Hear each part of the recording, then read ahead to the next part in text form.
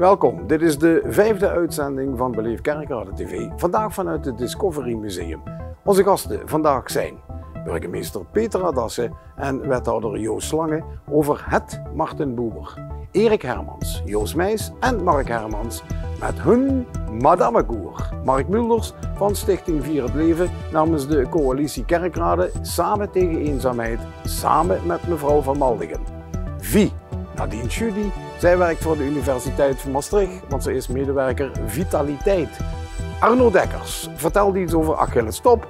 Als muzikale gast DJ Riley en Jean Bertrand van het Discovery Museum geeft mij inclusief een rondleiding.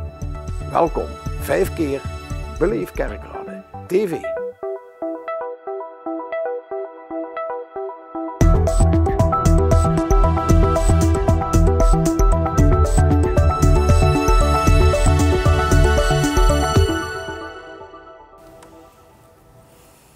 Afgelopen juni ontving ik Bert Schouwen in Beleef Kerkrade TV. We hebben toen gesproken over de nieuwe school, het Marten Buber. We hebben toen afgesproken om maar in september te kijken hoe het met de plannen voor het Marten Buber staat. Wethouder Slange en burgemeester Dassen praten ons vandaag bij. Jo, om te beginnen, de allerbelangrijkste vraag. Hoeveel ouders hebben een verklaring afgegeven? Ja, op dit moment zitten we op 712. Ja. En we houden nu 690 voor MAVO, HAVO, VWO. Dus het is gelukt? Het is gelukt.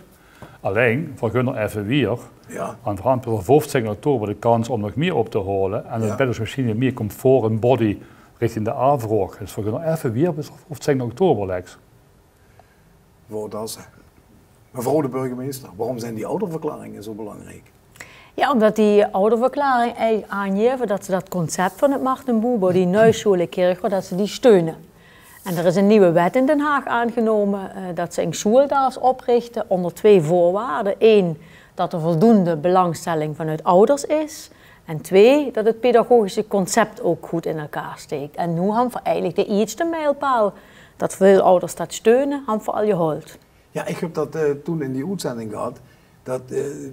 Dat principe van de school, dat is ganz anders wie een normale school. Hè? Ja, het is en je kan dat ook beamen. We hebben natuurlijk een keer groot ervaring met Marten Buber. We hebben de Stichting Uriade en de Jeugd in Dialoog. En die doen jaar die heel veel om mensen met elkaar gewoon in gesprek te brengen. En dat gesprek, dat vieren we ook hand, du en ik, dat is wat Marten Buber zegt. Dat is een van de leidende principes van die school. Dat de kinderen door met elkaar in gesprek te gaan en te blijven, het klinkt misschien een beetje, maar dat ze ook ontdekken waar ze spazen hebben, waar ze jut is. En kinderen junt dus in kleine groepjes van 18, gemengd over de niveaus, MAVO, HAVO, VWO door elkaar, samen leren. En ieder kind krijgt dat aangereikt wat bij zijn talent en niveau past. En je inspireert ook elkaar. Er krijgen ook hotspots in verschillende wijken in de stad. Hè, joh. Ja. Ja, we hebben natuurlijk ook die scholen, moeten natuurlijk een klas houden te stadsmorgens. De cognitieve verhalen moeten we als burger leren. Ja. Maar wel vooral tot Noord, de rest van de dagen in die week, willen we ook de kinderen naar boesten brengen. Door de haltes in de stad, nu moet ik gaan op de bocht. Waar ze ook degene wat ze de burger geleerd hebben, in de praktijk kunnen ervaren. Ja, prachtig. Kunnen beleven. Ja, dat ding staat in het bedrijfsleven. Natuur, sport, toneel, zorginstellingen, noem maar op. En kijk, hij is ook zo'n halte geweest. We zeggen van, kijk, een continuum bij uitstek techniek, hè, een museum. Discovery Museum bedoel je? Ja, Discovery Museum, dat kan ook heel goed gebruikt worden voor dat verhaal. Dus Abdijgelduc voor de historie, de dierentuin voor de biologielessen. Ja, fantastisch. En noem maar op. En wat ze gezien en beleefd had, wat ze gevoeld, geproefd en gevoeld had, vergeet ze niet meer. En dan kan ze eigen talent ontdekken, kan ze zichzelf zien op een bepaalde manier waarvoor denken dat, en dan kiest ze het goede burgerschap, het belangrijk vak burgerschap in de toekomst. Hè. Iets met in die maatschappij kunt optrekken en ervaren leers wat ze kunnen betekenen voor die maatschappij in de toekomst. Wie gaat dat dan nu weer? Je hebt 694 nodig gehad. Het zit er even boven. Je blijft toch doorgaan. Ja. En wie gaat het dan verder? Dan moeten we weer voor 1 november het pedagogisch concept aanbieden aan Den Haag. Samen met die belangstellingsregistraties. En dan gaat de minister met de onderwijsinspectie in beraad. En dan handsiep is uiterlijk juni niks, joh, dat ziet, om ons door een akkoord op te geven. We hopen natuurlijk dat ze dat eerder doen.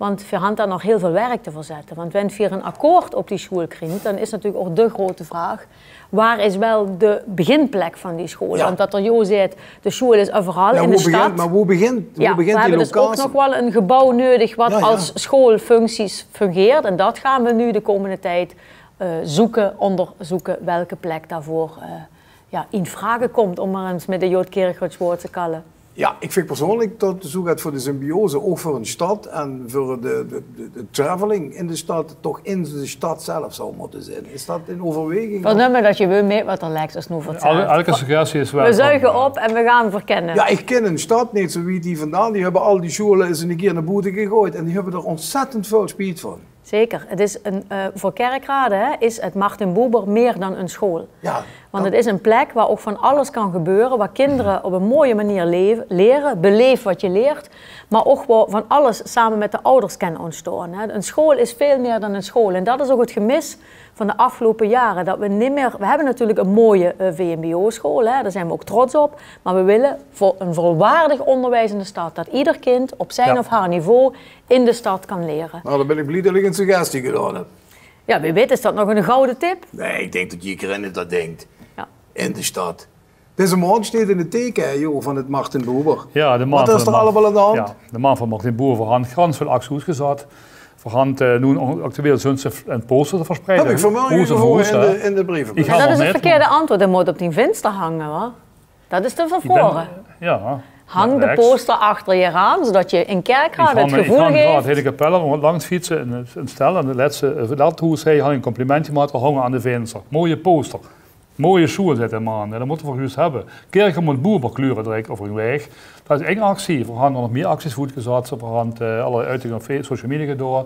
We gaan ook, ik weet niet, een aansluiting verhaal. De razende reporter, hè? Had ze wel gehoord, hè? Ja. Had er kinderraad metgenomen verhaal. We gaan nog gekeken. Wat is er Martin Buber? Wat eten, wat hun verdoen met de school. En ik denk dat onder uiting van kunnen op Beleefd Kerk, dat had ik begrepen. Dat kun je verslag misschien nog een keer zien. En dan, ja, dat is geweldig. Ik heb ook gehoord dat ze in de Viva la Vida met de shirtjes rond kunnen lopen hebben van het Martin Buber. Ja, die bekende t-shirts en de polo's met die leuke kleur, hè, dus de Buberkleur worden. Die had ik gisteren als toeschouwer van de run. Ik ga niet metgeloven, dat snap ze wel. Hè. Ja, maar de burgemeester had wel metgelopen. Ja, ook in het truitje. En ik zag ook alle twee heel sportief hier aankomen op de fiets. Ja, ook dat. Zeker. Een ander belangrijk project de Kerkgooi is gezondheid en vitaliteit. Ik zou ook zelfs van de fiets afspringen. Ja, maar we zijn heel dynamisch. Nou, al die kilometers die ik in de Viva la Vida. Oh ja, Viva la Vida. De drumse bava. Pas maar op. Prachtig nummer. Ja, zeker. Muzikaal. Coldplay. Ik ga gewoon binnenkort ook in het theater staan, hè? Ja, dan moet ze me nog niet aan herinneren, want ik moet nog flink oefenen, anders werd Rob boos. Okay. Ja. Burgemeester, wethouder, dank dat er hier zit. Houders op de hoogte natuurlijk in dit televisieprogramma. En dan gaan we nu kijken naar de tweede aflevering van de razende kinderreporters die ons meer gaan vertellen over de filosoof Martin Buber.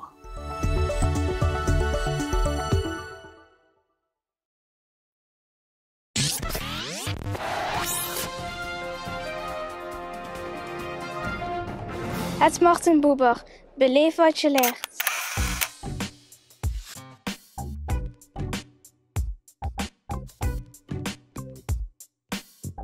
De toekomstige school komt het Martin Buber te heten. Maar wie is Martin Buber eigenlijk? Martin Buber was een belangrijk filosoof. Hij is eigenlijk de filosoof, zo noem je dat, van de verbondenheid.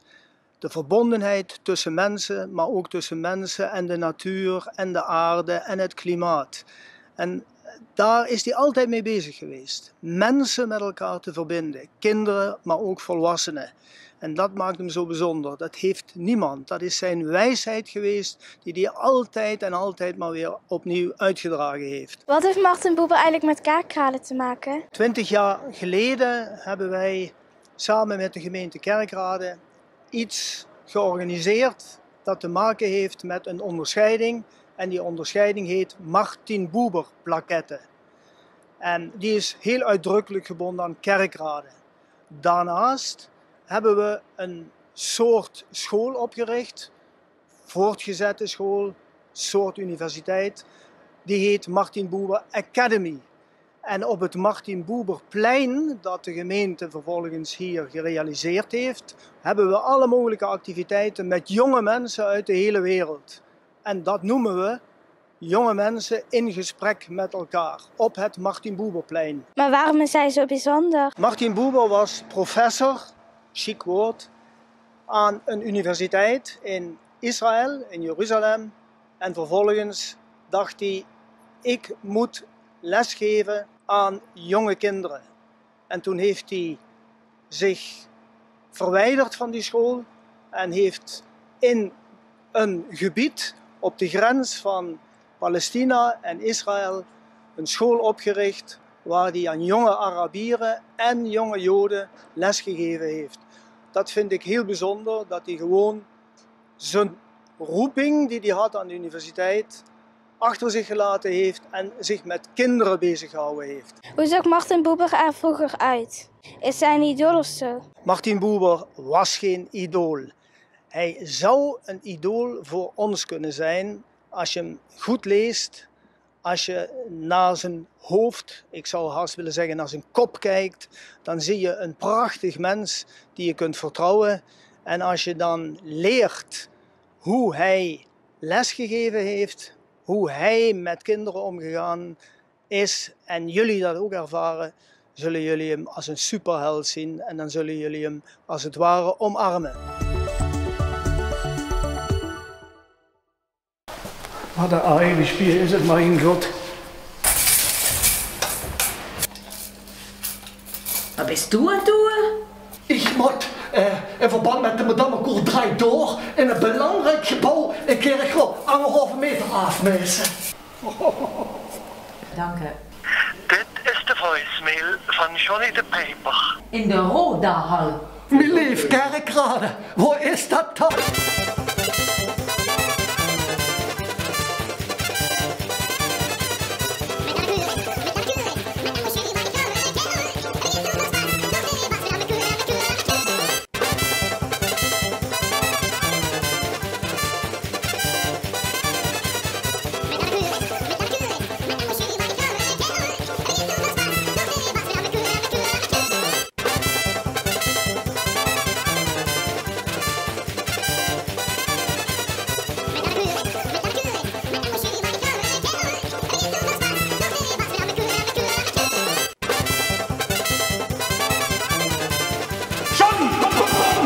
Mein Gott, wo bist du? Ich habe dich die ganze Zeit geballt.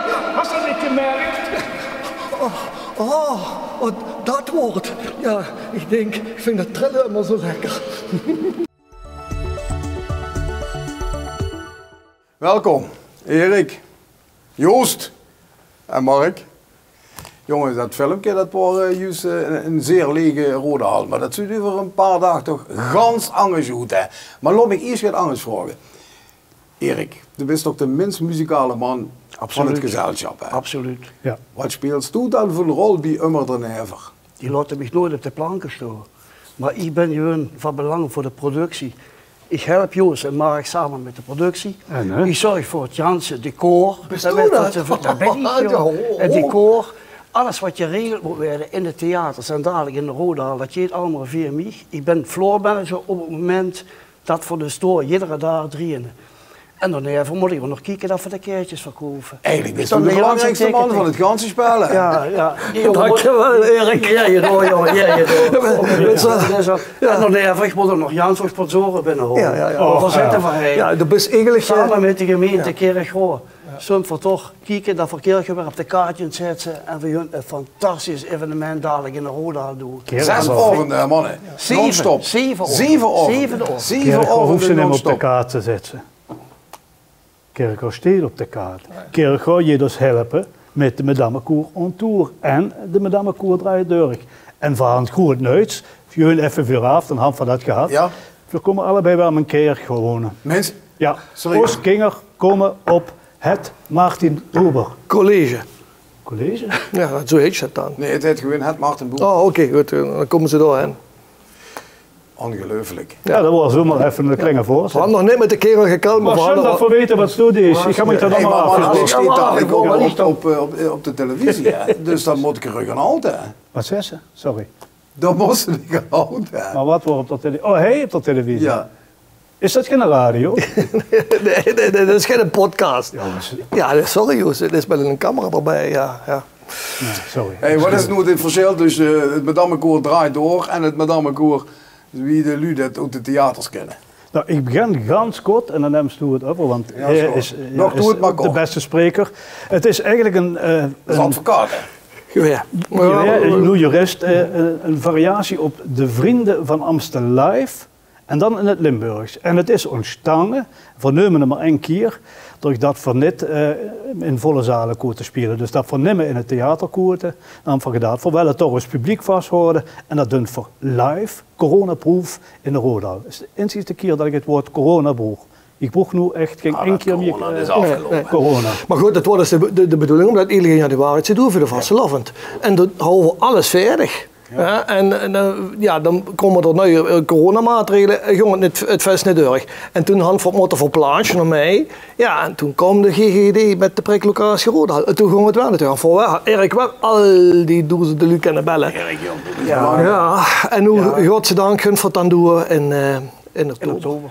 Goed, welke artiesten kunnen we verwachten? Ja, ik doe het vlot, want het zit er nog. Je hebt Ronnie, Johnny en Netteke, de Netteke, Rezi Koolmans, Oestermedammekoor, Jan Pinkpop, Smeets, Swingedilla. Jan Pinkpop. Ja, het zijn allemaal artiesten die metgedaan hebben en die brengen eigenlijk hun grootste hits. Plus het populaire nummers natuurlijk in die rolhal. Ja. Live. Het werd dus lachen in de elleboog en kijken in de raf. Swingedilla, Jos Menne, Oesweer, Trio Ongeplukt, die kennen we natuurlijk ook allemaal. Erik Jaspers, Dieter Koblenz, Miss Patty Pempem, Floren Henk Hover, Oeskerigro, Marjolein Heiltjes, de Jesuister Dukes, de KKS Aranunzig, Katja Hens, voor Jontje en Wier en Kerkhoff, Floor Bosman, Magen Willemien Fontijn, Oesweert, Cartouche, Irma van Hoof van Rommedoe van Vreugels, Maastricht, Ton Wolter Weer, Theo Kikke, Ver Kousen natuurlijk, Kerkhoff en Emma Kok. En dan hebben we Madammekoor Ballet onder leiding van Stefanie Vis en natuurlijk een Madammekoor Orkest, live, alles dus onder leiding van Mo Jones. En Rudy Wiedek en Quincy Grootjans deed de regie. Nou, zo maar even get. Ik heb ook jarenlang een theatertje gehad. Ik hier overigens met iemand die die eerste theatershow gedaan heb. Dat is zo. Onvergetelijk, mag ik wel zeggen. Ja, wow, erg leuk. En als ik dat zo'n programma huur, dan denk ik, jongen, dat kost geld, hè. Dat is zo. Ja, en dan had ze natuurlijk... En de meest logische vraag daarna is natuurlijk, zijn er nog kaarten? Voorhand, zo gaat Vredig en Samsing oes verkoord. Vredig en Samsing zijn oes verkoord, voorhand nog een paar dagen. Vooral door deze hier en door woensdag gaan we nog behoorlijk wat kaarten in de verkoop. En dat zijn dan dusje voor 4 personen, waar ook een drankje besteld kan worden enzovoort. En een live show met grote schermen. Het werd echt een spektakel met live band. Voor u was het enorm op. Absoluut. Dus we horen nog dat Gidderingen zei van nou, vergunt we ons lekker roze de rode hal in en vergunnen ze eens lekker amuseren. Belangrijkste, hoe kunnen die kaarten kopen? Nou, dat is nu waarschijnlijk in beeld madammekoor.nl en het nummer van ons ticket hotline. En kijk daar. Wij moeten dat opnemen. En we nemen dat op. Ja, ticket hotline, dat ben ik natuurlijk. Nou, je weet dat ook. Nee, Maria. Maar jullie kunnen ook gewoon via de site madammekoor.nl kunnen ze gewoon de kaarten bestellen. Maar dan moeten ze ook bellen. Dan moeten ze mij mailen. Dan moeten ze mij mailen of bellen. Dat kan. En als het nu weer zaterdag en zondag goed verkocht is, krijg je daarna nog naar de Limburgse theaters, hè? Voor Bienne, Wenjot wil in januari en februari weer met de Madammekoor on tour. Dat is de theaterversie. En dan zijn we in het theater Kerkhoff op 26 en 27 januari. En die kaartverkoop is ook vorige week gestart en dat loopt maar weer niet zo. Dus dan moeten ze even op het PLT-Kerkhoff kijken, Madammekoor. Dat is, maar voor ons oude artiesten is, kijk, we hadden nu 2 van die draaiburger die we dus Oosterkoop moeten leren. Dus dat is echt waar. En dat is eigenlijk, voor januari en dat is nu voor oktober. Dan moeten we tegelijkertijd moeten we dus al alles hoe ze reek blijven houden. Wat gaan we met dit allemaal doen? Ja, ik hou dat eens even metgenomen nog eens van die oude cd's en oude platen, omdat ik denk, ja, het is toch ons jubileum, ons artiestenjubileum van 44 jaar bühne-duo. Ja. We zijn toch een beetje de snip en snap van Kerkhof, zeg maar. En dan, ja, ik weet niet of de lui nog wisten wat voor vroeger, ik ga naar de Eklaaf en zo gaat allemaal wat nog meer van de nummers die van vroeger. Niemand denkt dat dat nou wisten. Ja, is dat echt niet meer? Alleen doe. Ja, ik dacht van, ik breng nog eens de plaat met, was 92 en zo, ik denk van, misschien is dat nog... 86, dat is of 86 is dat dan wel. 34 jaar geleden, mannen. Ja. 44 jaar kennen we ons al nog. Dus het jubileum is eigenlijk 44 jaar. De Mark had dan nog zo'n geschenken dus neergezet. Dus en je het wel metnemen. Is dat heel welkom. Maar ik ga weinig hoofdnoem. Zeg maar weinig lui die zijn nog leuk. Ja, ik had toch wel het idee dat het toch wel... Het was vroeger dat ze een speler was. Ja, maar ik hoop dat toch het van de bier of zo gaat, of toch het cadeaubonnen. Dat kunnen we natuurlijk wel stonden doen. Erik Hermans, Mark Hermans, Joost Bijs, Madame Koer. De komende dagen in de Rode Hal in Kerkrade. Mannen, bedankt hè. Ja, dankjewel. Erik, kaarten kopen. Ja, Erik, ik hoop dat ze erg drukjes kregen. Dankjewel voor het fijne gesprek. Dank u, Geer. Ja, super. Dank u, Geer.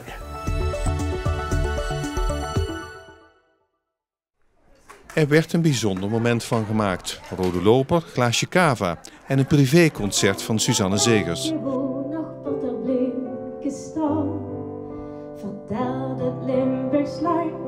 Ja, ik heb het heel erg gemist. Heel erg.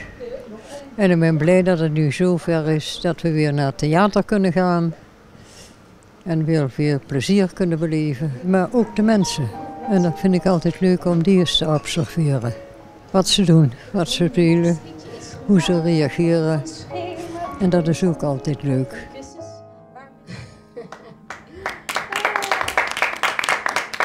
Ouderen doen weer mee, ze gaan erop uit. Ze doen weer mee aan de samenleving die bijna 18 maanden toch op een hele andere manier voor hen uitzag. Ouderen kijken uit naar deze middag. Ze doen wellicht een hele mooie jurk aan, gaan van tevoren naar de kapper. Ze verheugen zich op een theateractiviteit. En ik denk dat zij, als u ook naar de beelden kijkt van vanmiddag, zullen zij nog lang nagenieten van een middag als deze. En hopelijk blijft het hier niet bij. De stichting heeft een volle theateragenda. En Corrie gaat binnenkort weer opnieuw naar een andere voorstelling kijken. Ja. Zoveel dat het mogelijk is dan. Hè. Dat het weer kan, ja. Dan ben ik heel erg dankbaar dat dat weer gaat.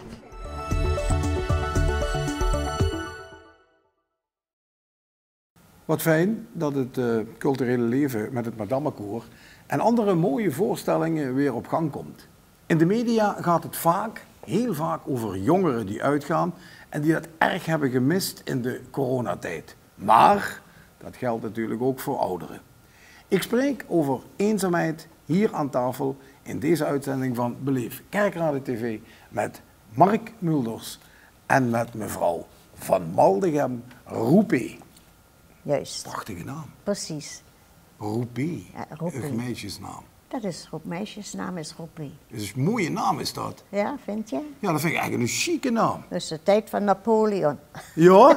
Ja, dat is echt zo. Hoe komt dat oorspronkelijk vandaan, mevrouw? In Frankrijk. Dat is echt zo. De verzanning dus het ziet van Normaal Napoleon. mag ik dat niet vragen, maar... Waarom niet? Wie oud zit je? Ik ben 87. En eventjes wachten, dan ben ik 88. Dat waarde ik ook, dat vind ik een schön getal. We hebben jullie een filmpje laten zien en dan vertelt Corrie dat het tijdens de lockdown erg veel gemist had. Wie was dat voor u? Ik heb niks gemist. Nee? Ja, niet. Niks. Ik ga gewoon dat kunnen doen wat ik wil doen. Ja. Maar dat is natuurlijk, ik ga naar een auto en ik kan nog ja waar ik wil. Ik hoef niet te vragen, ik kan alles zelf. Ik kan zo de rollator in de auto zetten en de roes pakken. Echt waar? Echt waar. Wat doet je dan voor de rest zo de hele dag in het dagelijks leven? Gewoon wat iedereen in het huishouden deed. Ja. Ja, dat is normaal. En, en dan moet ik boodschappen doen. En dan, ik vind het ook leuk vooral een Sensejaar. En zo'n Zuid-Limburg kijken. Ik mag hier een toertje maken door Zuid-Limburg. Flesje koffie drinken ergens in het Heuvelland? Of dat natuurlijk, je hebt erbij ook of nog. Of op de Maardenkerkrade? Ja, normaal. In de wetenschap. Ja. In de wetenschap kan ze Jans soort eten en drinken. Jans gezellig. Is ook gezellig. Dit gaat over Stichting Vier het Leven. En Ja. het gaat eigenlijk voor tegen de eenzaamheid. Het komt binnenkort de week van de eenzaamheid van 30 september tot en met 7 oktober. Dan is deze uitzending ook. Maar die week van de eenzaamheid, zijn er veel lu eenzaam, denk ik? Ik denk dat het algemeen werd dat je zat. Ik hoor je de mensen schrijven ze allemaal, maar dat hoeft toch ja niet.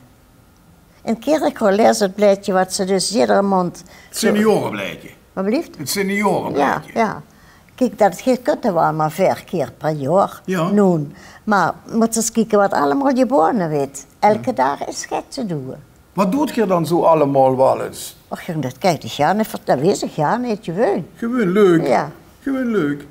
Ja. En je voelt je niet eenzaam? Ik voel me niet eenzaam. Kan toch niet? Ik ga nog een mevrouw die woont dan nu bij ons in het huis. Maar die ken ik al 30 jaar, die was vroeger dus 2 huizen weer wordt de buurvrouw. Ja. En die is bij ons in het huis komen wonen, die had geen vervoer. En die gaat geen scherm met naar de Aldi. Of naar de Lidl, of wat dan ook. Dus en wenn ik zannig een dorf doorheen, die is ze met, die gaat met, ook wenn ze niks moet. Ze gaat overal met hen. Mark, fijn dat je aan tafel bent. Mark Mulders, jij bent van Stichting Vier het Leven.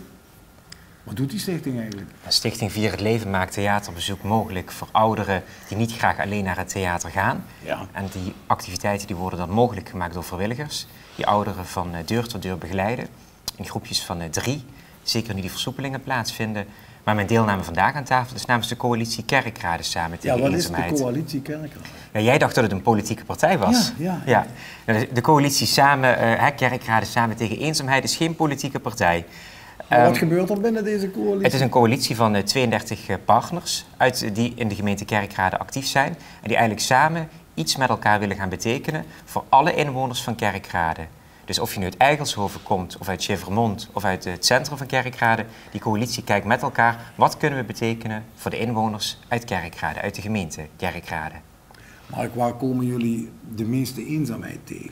Ja, eenzaamheid tegenkomen is natuurlijk ook heel moeilijk, want je kunt wel zeggen, je loopt over de Schieferheide, het kerkhof hier in Kerkrade, en dan loopt iemand alleen en dan denk je, oh, die is eenzaam, maar dan ga je eigenlijk daar een waardeoordeel over uitspreken, want dat weet je eigenlijk niet of iemand eenzaam is. Je moet eigenlijk voor jezelf kun je bepalen, god, heb ik wellicht gevoelens van eenzaamheid? En ik denk dat de uitdaging er met name in zit dat er ook heel veel verborgen eenzaamheid is, achter een voordeur. Ja. En ik denk dat daar een uitdaging zit voor niet alleen mij, maar al die samenwerkingspartners hier in de gemeente Kerkrade, om denk daar naar te kijken, ja, die verborgen eenzaamheid, wat we daarmee kunnen. En mevrouw vertelde net heel eerlijk hoe oud u bent, maar ik denk eenzaamheid kom je tegen in alle lagen van de bevolking. Ja. Dat kom je tegen bij ouderen, dat denk je heel erg automatisch. Er zijn ook veel jongeren. Ik denk zeker dat er heel veel jongeren zijn die mogelijk gevoelens van eenzaamheid hebben. En ik denk juist door die pandemie en ook dat de scholen gesloten waren een aantal maanden, is dat taboe rondom eenzaamheid wel een stuk minder dan dat voor 12 maart 2020 was. Waar kunnen die mensen terecht die eenzaam zijn? Mensen kunnen zich dus melden, die erover willen praten, kunnen zich melden bij het meldpunt eenzaamheid. Dat heeft de stichting, of dat heeft de gemeente Kerkrade mogelijk gemaakt. En Impuls heeft daar ook een rol in. Die kunnen bellen naar het Impuls. Ja. Ze kunnen bellen naar het telefoonnummer, dat is ook nu onder in beeld te zien. Het is een telefoonlijn waar mensen inderdaad als ze vragen hebben of dat ze denken dat iemand eenzaam is, dan kunnen ze daar naartoe opbellen. Maar nog belangrijker is denk ik om gewoon het gesprek aan te gaan. En ook wat mevrouw zegt, om gewoon om te kijken naar elkaar. Stel je maakt dat zij zegt wel, ik ga met de buurvrouw naar de boodschappen doen. Precies. Ik denk dat dat heel mooi is. En ook in de week tegen eenzaamheid, en dat deze hele mooie folder die ligt hier. Ja. In die week tegen eenzaamheid worden door al die coalitiepartners gekeken of ze iets kunnen organiseren. Ik weet dat in de bibliotheek in Kerkrade worden hele mooie activiteiten georganiseerd. Die worden het hele jaar door georganiseerd. Maar ook zeker in de week tegen eenzaamheid zijn er specifieke activiteiten. Ja, waar kunnen bedrijven of initiatieven die er zijn zich ook aanmelden? Ja, dat zou natuurlijk heel mooi zijn. Dat die coalitie nog breder wordt. En dat ook bijvoorbeeld ook een ondernemer die een restaurant heeft in Eigelshoven bijvoorbeeld zegt, god, ik wil ook wat doen tegen eenzaamheid. Ja. Of dat een huisartsenpraktijk ergens in Kerkrade zegt, nou, daar wil ik me ook nog bij aansluiten. Er zijn al een aantal praktijken aangesloten. Ja. Of een gezondheidscentrum uit Kerkrade. Maar het kan altijd meer. Die mensen kunnen zich melden bij de gemeente Kerkrade, bij mevrouw Bindels. En ze kunnen een mailtje sturen naar eenzaamheid@kerkrade.nl. En op die manier kunnen we wellicht met nog meer partijen nog meer betekenen voor de inwoners uit de gemeente Kerkrade. Maar mevrouw van Maldegem, ik hoor het al, rijdt auto. Ja. Ga toch de boodschappen doen? Boodschappen doen. En... Voorlopig heb je nog niet grote klant daarna. Nou, u gaat wel overmorgen naar de Sound of Music met 4 ja, lekker naar het theater. Ja, en ik ben heel blij daarmee. Heel erg blij. Want kijk, je hebt dus begeleiding vanaf de voordeur totdat je weer terug bent in huis. Perfect geregeld. Ja, dit vind ik nou een geweldige instelling. Fijn. Is zo. Want kijk, ik kan van alles en nog wat, maar ik kan heel slecht lopen. En dan kun je wel zeggen, nou ja, dan moet je maar thuis blijven dan als je niet meer kunt lopen. Maar dat doe ik dus niet. Doe het niet. Ik doe het niet. Blijf actief. Ik heb geen geraniums gekocht, omdat ik er net hinger hoef te zitten. Heb je er goed gedaan. Zie je, dat bedoel ik maar. Veel geluk nog verder. Ja. Mark, bedankt. Graag gedaan. Dank je wel. Dank je. De evenementen en activiteiten in de maand oktober in de gemeente Kerkrade. Vandaag, zondag 3 oktober, het Stoffen-spektakel en dat is tot 5 uur.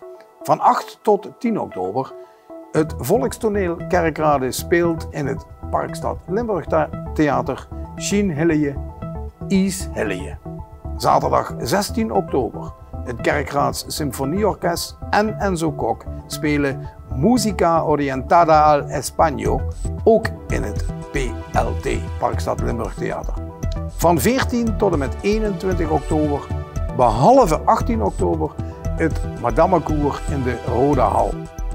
Zondag 31 oktober, de laatste zondag van de maand, natuurlijk weer de Koopzondag in het Stadscentrum. En we kunnen allemaal weer gezellig bij elkaar zitten. Op de markt, in de stad, in de wijken.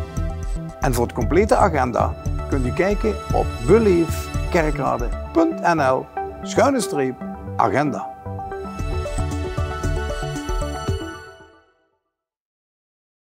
Met Arno Dekkers van Achilles Top blikken we nog even terug op de evenementenmaand september. Toen de tweede editie van Viva la Vida Run werd gehouden. Vertel eens Arno, de Viva la Vida Run dit jaar. Ja, het was, als ik zo zou, het was vrij spannend. En hè? Ja, wat te vieren. Want ik ken dat voor Durkje of ken dat voor niet Durkje, waarvan toch zeg maar, het in goed overleg heen staat waar met de gemeente Pastreden of wat ze vieren de vergunning krijgen. Ja. Terwijl we wel al, zeg maar, zo'n 3 weken van ze vuren was het jeet hoogstwaarschijnlijk zo wiet komen dat we hem kunnen houden. Nou, maar het is nogal geld om dat te organiseren. Hè? Ja, moet ik zeggen. Weet je, het is ook Jans anders, want voor jullie niet meer voor de prestatie alleen. Het is niet alleen voor de echte fanatieke hardloper. Nee, het is ook voor te beleven. Ja. Sport moet ze beleven en dat doen we samen met Beleef Kerkrade, want dat is wel wichtig, moet ik zeggen, om dat ook hij op het deus te leggen. Want ook Kerkrade zorgt ervoor, de gemeente bedoel ik dan, dat men datgene wat men organiseert in de gemeente, dat dat door een stukje beleven is. En dat had de gemeente nu. Ja, want dat is toch wel het aanvullende activiteiten ook. Hè? Ja, vooral voor de tweede maal eigenlijk daarbij het wandelen. En trouwens 111, waarom gaat 111, weet je niet, maar vooral 111 aanmeldingen. Dat is typisch voor Kerkrade. Dat is typisch voor Kerkrade. En vooral 457 inschrijvingen. Dus dat betekent dat we nog nooit gehad, dat we 568 mensen hier zelfs, 568 deelnemers zouden aan de Viva la Vida Run. Vooral de eerste maal de 10 mijl, 10 Engelse mijl erbij. Dat betekent dat we dat niet Jans in Kerkrade hadden gesitueerd, maar we zijn ook via Schaasberg, besser gezegd Landgraaf. Zijn we moeten dan betekent dat we via Winselerhof door het Striethagenbusje is in die jaren langs Kasteel Striethagen. Ja. Dat is een prachtige route trouwens, ik wandel dat regelmatig. Ja? Ja. Beleefst de ook de natuur? Of ja, dat vind ik wel. Ja. Ik vind het toch een prachtig stuk werk. Ja, moet ik zeggen. Die jongen en die meiteren die je loopt aan, en je rent aan, ook die je wandelt aan. Die worden wel allemaal kapot wie ze binnenkomen. Allemaal kapot. Ja, het wordt ook warm. Het wordt de temperatuur wat goed.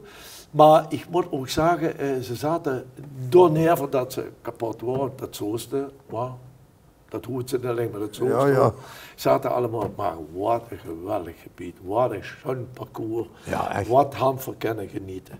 Dus we hadden er veel aan je door om de lui te amuseren.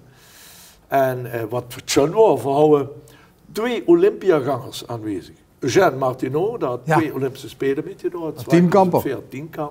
2004 en 2008. En we hadden door jong als laatste loper van het Nederlands 4x400 meter loper aanwezig wordt. En halve ook door met de zilveren medaille. Ja, maar dat had een relatie in Kerkrade en met Kerkrade. Ja, maar daar had ik ook plat met je moed. Achillestop. Ja. Dat is natuurlijk al voor 4. 4 hebben dat georganiseerd. Je bent voorzitter van Achillestop. Ja. Wat heb je allemaal nodig wel niet voor zo'n Viva la Vida en voor de... Ja, laat ik zeggen dat op sponsoren. Zo'n dag, du hast zo'n klein hongerman nodig om dat te organiseren. Betaald en onbetaald. Ja. Meer vrijwilliger als wie betaalt. Maar ja, Jot,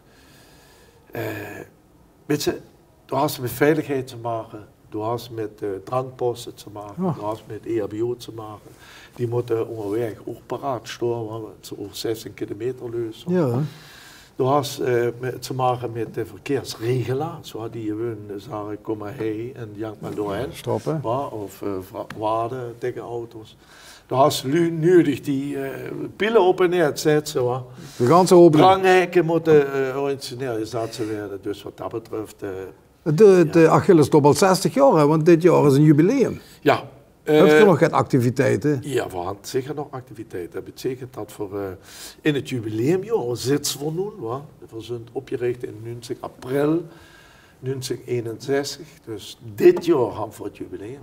Dat betekent dat we nu gestart met de Viva la Vida als beginactiviteit, beginevenement. Dan krijgen we een reunie nog ergens.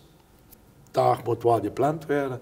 Een reunie, we hadden een receptie, we hadden een festoven, we hadden de abdijkross. De abdijkross, niet vergeten. Wanneer is die? Die is 15 en 16 januari. Van het volgende jaar? Niks jaar. Op Rolduc is dat, hè? Die is op Rolduc. De tweede zondag, tweede weekend in januari. Arno, ik kan me herinneren van jaren geleden, daar ben ik zelfs een paar keer geweest, het was erg leuk altijd, die atletiekmeeting. Ja. Gaat die dan ook weer door? Of is dat ook niet meer te betalen? Nee, jawel. Vooral toen hadden ze op het moment dat we die nieuwe atletiekbaan hadden leggen, jong we ze officieel openen met een internationale jeugdwedstrijd. Dus wat we vroeger het atletiek gaan houden met senioren, waar we ook wereldkampioenen zijn weer, Olympiagangers zijn weer. We hadden zelfs een wereldrecord in Ooststadion gehad van de Haile Gebrselassie met Ethiopië. En nu je voor ons even de eerste wedstrijd ente op de jeugd. In Europa. Bij de jeugd heeft de toekomst. Dat je vooral voorstands van ons. We hadden een zeer grote groep jongeren. Van 5 jaar is de jongste, bis een jaar of 12. En dat waren geweldig trainerskorps die kinderen bezig houden, spelenderwijs. Laat ze genieten van vooral bewegen en beleven. Heel belangrijk. Dat is wel belangrijk. Ja. Arno, fijn dat ze even hier was. Ja. Karl Heide-Bruist. Karl Heide-Bruist. En bedankt voor de Viva la Vida. Want dat was een geweldige zondag. Leef het leven. Dank je wel. Hè. Dank je wel.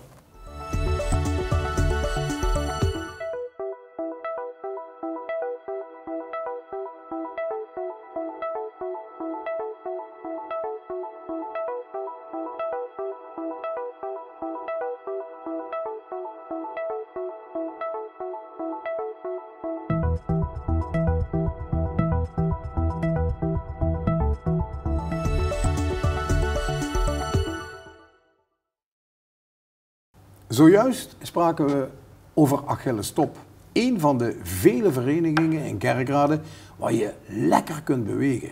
We praten nog even door over het belang van sporten met iemand die daar beroepshalve alles over weet. Nadine Choudi. Nadine, je bent leefstijlcoach. Ja, dat klopt. Daar heb je echt van gestudeerd, denk ik. Ja, dat valt wel mee te, maar... Ja. En je bent lid van de adviesraad van VI. Klopt. Leven in beweging. En voordat we het echt over andere zaken gaan hebben, waarom vind ik de naam zo goed? Leven in beweging. VI. Ja, het leven, hè? VI, het leven. Het leven is altijd in beweging, denk ik. Dus zowel letterlijk als figuurlijk. Hè? Ja. En, dat letterlijke stukje, ja, dat is voor heel veel heel belangrijk. Zowel fysiek als mentaal is het belangrijk om in beweging te blijven. Ze zeggen wel eens rust roest. Dus ja, en die hoedanigheid is het in beweging blijven super belangrijk. En uiteraard als leefstijlcoach is dat ook een heel belangrijk stuk. Leefstijlcoach. Ja. Wat is jouw werk? Mijn werk is het coachen van mensen, het begeleiden op het gebied van bewegen, maar ook op het stukje voeding, maar ook mentaal. Zit ik goed in mijn vel? Vind ik het leuk wat ik doe qua werk of qua invulling van het dagelijks leven? Ja, dat dus soort voor VI is het heel belangrijk dat professionals, deelnemers, CQ-inwoners van de stad, vragen wat ze leuk vinden om te doen aan beweging. Ja, met name inderdaad dat stukje leuk vinden is heel belangrijk. Tenminste, dat vind ik ook heel belangrijk om daarop te focussen. Omdat ja, als je iets leuk vindt, dan doe je het normaal gesproken makkelijk vanuit jezelf. Hè, ben je gemotiveerd om dat te doen. En dan ben je ook gemotiveerd om het vol te houden. En dat is vaak, hè, als je op weg naar een gezonde leefstijl zijn er vaker mensen die toch wel wat moeite hebben met bewegen bijvoorbeeld. En dan wordt vaker nadruk gelegd op sporten. En ik denk dat het helemaal niet per se hoeft. Hè, te zweten in de sportschool, dat is echt iets... Ja, je wilt zeggen, ze kunnen ook op een fiets stappen, ze kunnen gaan wandelen. Bijvoorbeeld. Maar het heeft natuurlijk ook iets met eten te maken, of niet? Ja, zeker. Fitter tuurlijk. worden ja. is niet alleen het bewegen, dat wil je toch zeggen? Ja, zeker. Fitter worden is veel meer dan alleen bewegen. Dus daar zit ook een stukje voeding bij, zoals je aangeeft. Maar ook, wat doe ik in het dagelijks leven? Haal ik daar plezier uit? Ben ik zinvol bezig? Participeer ik? Ja, en ook qua inderdaad voeding. Je kunt nog zoveel bewegen. Hè? Als je dan 's avonds een deuner naar binnen werkt, bij wijze van. Het mag één keer per week. Dat mag misschien vaker dan één keer per week. Dat hangt ervan af. Ik zal nooit tegen iemand zeggen, het mag niet. Degene bepaalt altijd zelf natuurlijk wat hij... En dat is een onderdeel van jouw vak? Ja, leefstijlcoach. zeker. Ook niet alleen bewegen, niet alleen sporten, maar je kijkt ook naar wat een mens consumeert. Ja, zeker. En vooral dat persoonlijke is denk ik heel belangrijk. Want ik hou bijvoorbeeld helemaal niet van deuner, dus voor mij is het heel makkelijk om dat niet te eten. Ja, we kunnen nog veel dingen opnoemen. Hamburgers. Ja, bijvoorbeeld. Maar goed, ik hou bijvoorbeeld wel heel erg van drop. Ja goed, hoe ga ik daar dan mee om dat bijvoorbeeld 1 keer per week te eten of... bij wijze van wat minder. Dus het is niet zo dat het ook niet meer mag. Het is geen dieet waarin dingen worden uitgesloten. Nee, je gaat voor jezelf op zoek van hoe kan ik voor mijn eigen gezondheid betere keuzes maken. En de gemeente Kerkrade heeft dat VI, Leven in Beweging, die heeft die handschoen opgepakt. Dat is natuurlijk een super idee. Hè? Ja, zeker. Nee, dat is echt fantastisch. En ook alle programma's wat ik heb ingelezen. En ja, dat is fantastisch wat er nu gebeurt. En je hoort ook wel eens vaker, goh, dat had 10 jaar eerder gemoeten. Ja, dat is zo misschien zo, maar daar hebben we niks meer aan. Dus het is vooral belangrijk dat we gewoon nu doorpakken en ermee aan de slag gaan. En ja, het is wel een uitdaging, dit project. Zeker een uitdaging. Maar goed, zonder uitdaging is het ook saai, ja. Hoe stel je dat nou voor? Gaan jullie wijken in? Gaan jullie... Of moeten mensen zich ook aanmelden? Nou, ik denk dat het van beide kanten is. Er worden al heel veel zaken opgepakt. Hè. Vitale Wijk is ook een van de pijlers van VI.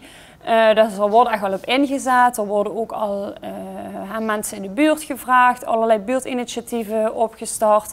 Waarbij uiteraard de gemeente naar de wijken toe gaat. Ja. Maar ook andersom. Hè. Mensen kunnen zich zeker melden met ideeën of initiatieven waarvan ze denken... Goh, dit zal nu echt, dit gaat misschien wel werken. En uiteindelijk is dat ook, denk ik, belangrijk. Hè? Dat niet alleen de gemeente allerlei zaken aanbiedt of allerlei instanties, maar dat mensen elkaar ook gaan motiveren. Hè? Als de buurman of buurvrouw meedoet of vader, moeder. elkaar motiveren, dat helpt vaak beter om mensen Had je ook nog te zorgen dat ze aanhaken. een soort persoonlijke motivatie om lid te worden van de adviesraad? Meer vanuit mijn eigen passie voor gezondheid en het gezonder krijgen van mensen. En ik woon natuurlijk in Eigelshoven, in Kerkrade. Ja. Ik ben ook van Eigelshoven en ik zie het daar ook om me heen. Dus ik ben gewoon vanuit die hoedanigheid wil ik me daar graag voor inzetten naast mijn werk. Nadine, ik op mijn leeftijd, het levert veel op als ik eindelijk weer eens ga bewegen. Zeker, het levert altijd op. Elke minuut meer bewogen levert altijd iets op. Dat vind ik een hele mooie afsluiting. Dankjewel. Dankjewel.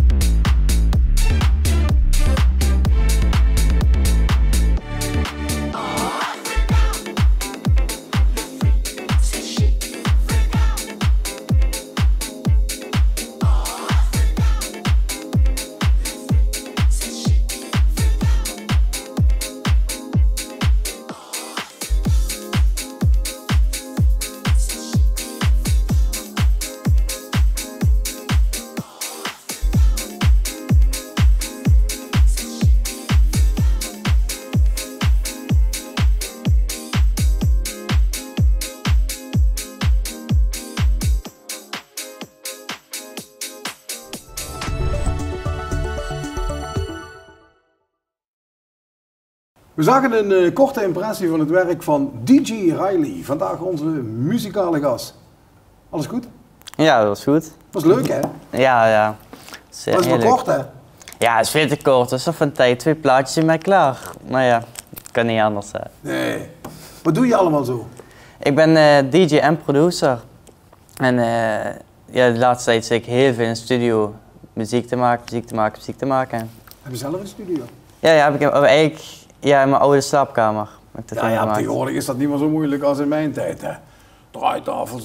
Ja, dat heb ik ook. Dus ik heb een studio en automatisch ook in een studio en een opnamekamer. Oh ja, dus voor live met de computer en zo is dat allemaal wel een beetje gemakkelijk, hè? Ja. Je hebt wat leuke dingen al gedaan, hè, in je carrière. Ja. Ik heb eigenlijk bijna wel op elk festival in Limburg gedraaid. Bijna. En op de grootste sowieso wel. En je doet ook iets op radio? Ja.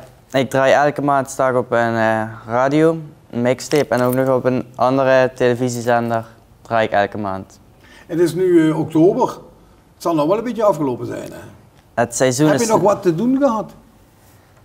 Eigenlijk maar heel weinig. Alles waar ging, dan zeggen ze het gaat door en wordt dan laatst moment nog geannuleerd of afgezegd. Omdat dan met de regels en zo veranderen. Ik denk niet dat jij fysiek iets uitbrengt, de cd's of zo, breng je die ook uit? Of is het allemaal Spotify? En dat is eigenlijk allemaal wel op Spotify nu. Waar kunnen ze je vinden op Spotify? Ja, DJ Riley en dan vind je me. Riley, R-I-L. R-I-L-E, Grieks I. Spotify, iedereen kijken als ze wat meer willen weten over jouw muziek. Ja. Klasse. Dankjewel dat je heel eventjes hier was en dat je iets hebt laten zien van wat je doet. Graag gedaan. Aansluitend kunt u kijken naar de story van deze maand. Mijn naam is Roger, werk voor Live & Be Co-living Studios, opgericht door Glowsec, projectontwikkelaar uit Amsterdam. Nou, wij staan hier nu in Live & Be in Kerkrade. Ja, waarom Kerkrade? De vraag die ik van heel veel mensen krijg. Nou, het kan heel makkelijk zijn daarin. Het is een uitstekende ligging. We zitten naast 2 buurlanden waarmee we ook een hele goede samenwerking hebben. De gemeente die investeert er heel veel in. Maar ook de universiteiten die daar gelegen zijn, ja, dat zijn studenten die ook hier verblijven. Dus wij hebben hier een mooie basis neergezet om door te kunnen groeien. Nou, we hebben een oud kantoorpand omgetoverd tot 75 mooie studio's. En daarbij hebben we een hele goede lokale community manager aangenomen die heel veel erover kan vertellen. Mijn naam is Wesley, ik ben geboren en getogen in Kerkrade. Ik heb een achtergrond in de hospitality en ben sinds januari werkzaam bij Live & Be. Wat ik doe, we hebben hier een 75 studio's, daarbij hebben we een fitnessruimte, we hebben ook een afterwasstraat, een gemeenschappelijke ruimte waar we studie geven. En ik probeer de mensen en bewoners te helpen in de ruimste zin van het woord eigenlijk. Ik ben Glenn, ik kom uit Haarlem en ik was op zoek naar een kamer toen ik naar Maastricht University ging om daar mijn studie bioinformatica te beginnen. En toen kwam ik eigenlijk via een online advertentie bij Live & Be terecht. En toen ging ik hier naartoe als een van de eerste bewoners en ik merkte eigenlijk dat ik met mijn neus in de boter was gevallen, want je had natuur in de buurt en ik kon mensen meenemen naar de markt en ze lekkerbek laten proeven, buitenlandse studenten. En de reistijd is ook perfect, dus ik zou het aan elke student aanraden om zo'n plek te zoeken. Ja, we zitten hier in het meer traditionele gedeelte van het Discovery Museum. Iets waar ik nog wel een beetje herinnering aan heb. Maar dat is anders, Gert van de Koel. Daar ken ik nog wel een beetje van. Ja, aan tafel zit ik met Sjaan Bertrand. Ja. Sjaan, wat speelt ze voor rol hier? Wat ik voor een rol speel. Ik probeer met mijn collega's allerhande nieuwe dingen te ontwikkelen. Tentoonstellingen, activiteiten, educatieve programma's, noem maar op. Om ervoor te zorgen dat de lui die komen Spaß hebben en je leren. Maar dit is natuurlijk wel een beetje een vertrouwde omgeving voor dich, hè? Want je hebt me juist verteld dat ze ook in het Mijnmuseum gewerkt hebben. Ja, dat is wel ganz lang geleden. Ja. Maar dit is kans goed geluid, hè? Daar ben ik bij, 78. Maar dit is endlich meer wat ze bij een museum voorstelt. Ja, ja. Maar we gaan nog veel meer te laten zien aan de bezoeker. En wat vooral belangrijk is, hij laat voorzien wie het wordt. Ja. Maar op andere plaatsen laat voorzien wie het nu is. Of wie het misschien wel gaat worden. Dit museum had de naam Kidsproof Museum. Ja. Dat wil zeggen? Dat wil zeggen dat we proberen de verhalen te vertellen op een manier dat kinderen ze begrijpen, maar vooral dat kinderen ook Spaß hebben om te leren. En dat betekent dat ze niet alleen maar langs tekstbordjes lopen, maar alle dingen aan de moesten proberen te experimenteren en te verzoeken, noem maar op, welke naam dat ze ook trouwens hebben. Ja, want het is bijna herfstvakantie. Ja. Wat kunnen die kinderen met hun gezinnen en de papa's en de mama's en de broers en zusjes allemaal komen doen dan? Nou ja, als je geïnteresseerd bent in geschiedenis, dan kun je natuurlijk in dit deel vooral tot serie. Maar we gaan nog 3-4 andere tentoonstellingen over wie een stadje gebouwd wordt in het kader van IBA. Over een aantal thema's wie eisen en lieren en wie die lichaam werkt. Of DNA, door de ogen. Ja, DNA, daar voor je met. Of misschien nog wel een tentoonstelling die op dit moment is dat we ons een beetje beter moeten opletten wie we met plastic omgaan. Heel belangrijk in deze tijd. Sjaan, weet je wat ik leuk vind? Dat ze metaligheid liet zien, dat vind ik eigenlijk het leukste van zo'n dag. Nou, dat was een voor het museum, dus we kunnen best bij dingen jonger kijken dan dat we hier nog stonden zitten. Ja, maar ik wil nog even terugkomen op die kinderen. Die kinderen, wie kunnen die zich aanmelden?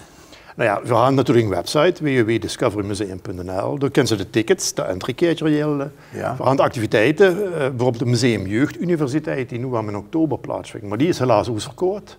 Maar dat is wel iets wat voor jedes jaar terug is gekomen. En daar komen thema's aan bod rond die DNA, rond vloepha, wat erg wichtig is in het leven, dat ze dat niet zoveel laat, want dan kan ze niet functioneren. Vloepha? Vloepha, ja, angst. Ja. Ik kan weer plat. Ja, ja, probeer het ook. En gaat er daar educatief mee om? Nou, in dit geval is het een van de Open Universiteit uithalen, die door Jans project ontwikkeld had. Want sommige kinderen, maar ook volwassenen, hebben zoveel vloep dat ze nog niet normaal kunnen functioneren. Ze durven in de roes of durven in de arts te spreken. En dat is een project wat zich door met min of meer bevat. En dat gebeurt ook allemaal hier? Allemaal. En dat is maar zoveel van alles. Weet je wat verdomd, ik zou dat ontzettend leuk vinden. Ik bedoel, ik woon al een ganse tijd in Kerkrade. Ik moet tot mijn spijt zeggen dat ik hier nog nooit geweest ben. Ja, uitgelezen kans. Zoveel? Liezen we het lievelingsplekken zie je? Kom. Oké.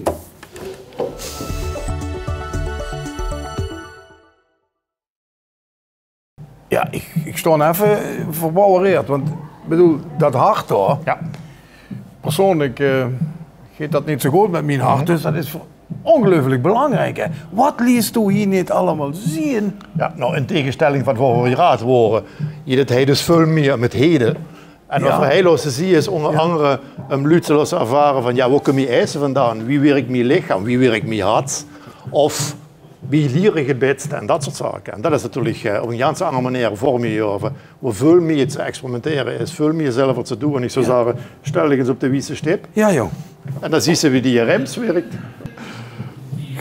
Maar dit is dus, ik vind lui van mijn leeftijd, die mogen dit ook zien. Ja, maar dat voor een museum voor alle leeftijden. Ja. Het is erg leuk voor kinderen. En als we eerlijk zijn, wat leuk is voor kinderen, dat is in veel gevallen ook leuk voor volwassenen. Ja, meestal, dan vroeg ze als pap wel eens, als ze ergens met in de zoon naartoe gaat, wie dan nog zo was, mag papa de volgende keer ook alsjeblieft weer mee? Ja, of mag hij met de Lego spelen? Ja. Wat gaan we hier nou doen? Nou ja, we gaan op dit moment nog een tijdelijke tentoonstelling, die heet Stad in de Steigers. En die heet eindelijk over de IBA, de internationale bouwausstelling, die hier in Parkstad een aantal jaar in Rotterdam. Laatste jaar nu, hè? Ja, dat laatste jaar. En dat is een tentoonstelling, ook waar met een aantal dingen te doen voor kinderen. En daar even even kijken. Ben nieuwsgierig. Haal hem op, hè? Ja, Lex verzond heb een bouwplaats. Ja, joh. En is het nu, die gaan met een helm te dragen, alleen al voor de wegen de veiligheid. Ja. En verstond hij midden in de tentoonstelling, die heet Stad in de Steigers. Stad in de Steigers? Stad in de Steigers. Ja. En die hebben verontwikkeld samen met IBA, want wie ze weet verhouden de IBA in Parkstad de laatste jaren, de internationale bouwausstelling. En aan de hand van 4 karakters, de ontwerper, de architect moet ik zeggen, de onderzoeker en de bouwer, hebben een route gezet, waar kinderen en volwassenen leren wat kunt er allemaal kijken wanneer een huis gebouwd wordt, of wanneer een wijk gebouwd wordt. En dat proberen we iets kleuren te illustreren met alle andere projecten die in het kader van de IBA gerealiseerd zijn. Om te laten zien van ja, toch had dat een muurlijke impact op ons regio gehad. Ja, de regio is, IBA is heel belangrijk voor de regio geweest. Ja, nog even door het. En wat heel wel belangrijk is, zelf doen. Zelf metselen, sting leggen, zelf door de stieren lopen, zelf met een soepkaal lopen, noem maar op. De kraan bedienen is erg belangrijk. Dus dat zelf doen, dat zelf ontdekken. Die kinderen wel heel leuk vinden, zo'n kraan bedienen. Ja, of een moer omhouden met een koeien. Huurt er allemaal bij. Ik vind het... Ja, ik ben eigenlijk een beetje verbouwereerd. Schon zo. Terwijl we maar 2 dingen gezien hebben. Ja. En dan wilt u nog een aantal dingen laten zien. Dan komen er nog 2. Moeten we door de LMB op? Nee, dat gaan we voor de menu. Wat ik wel erg leuk vind, en dat moet ik even vertellen, dat weet zo niet. Ik heb vroeger op de koel gewerkt en de opzichters houden in de witte helmen. Ah, daar gaan we nog de jelle krijgen. Ja, toch. Sjaan, zal ik de deur openmaken? Dankjewel, dat we net druk met je door. Het gebouw is zo groot, wat lezen we in dat prachtig gebouw nu zie je? Nou, dat is een van onze tijdelijke tentoonstellingen die we ontwikkeld hebben, binnengehaald hebben in combinatie met een film, die met die treklos zie je. Ja. Zoals ik zie je Planet of Plastic en die liet ons met name erbij stilstaan. Misschien jullie zijn toch best nooit te denken wie we met onze natuur en onze omgeving omgaan. Heel belangrijk. Want je ziet een fantastische foto van National Geographic, die daarvoor bekend stond. Maar wel vaak foto's waar toch een verhaal in zit, wat ze niet al zo blijven weet. Ja, we doen toch niet voor niks als we naar de supermarkt gaan proberen zo weinig mogelijk plastic. Hè. Bijvoorbeeld. Ja. En met eten en drinken en toch maar rekening met houden. Het is hier omdat je het best op te letten, want het huurt een keer op. Ik bedoel. Ja, als we onze kinderen en kleinkinderen moeten gaan denken. Met name voor die generaties, ja. En daar is die tentoonstelling? Daar is die tentoonstelling over ook waarom op een andere manier als we voor je hier hand misschien een verhaal binnen te brengen dat we in een roes zit, zweimal nadenkt of we nog wel die plastic duurt of de plastic flesje gebruikt. Oké. Ja, we zouden eigenlijk naar buiten zijn gegaan, maar er is gaat veel wind. Er is veel wind, maar wat ik tegen wil zeggen is die witte koepel. Ja. En dat is van ons Columbus Theater. Ja. En dat is een fantastische film waarbij we de bezoeker de mogelijkheid geven, niet echt natuurlijk, maar in de film, in het ISS, in het internationale ruimtestation, en naar de aarde te kijken. Ja. En eigenlijk zie ze daar wie schön, maar ook wie kwetsbaar en zerbrechlich die aarde is. En maar een ganz dun lijntje is wat ons beschermt tegen de straling van buitenaf. En daardoor weet zo'n dingen ook wel heel bewust dat het erg belangrijk is om voor die aarde en die omgeving te zorgen.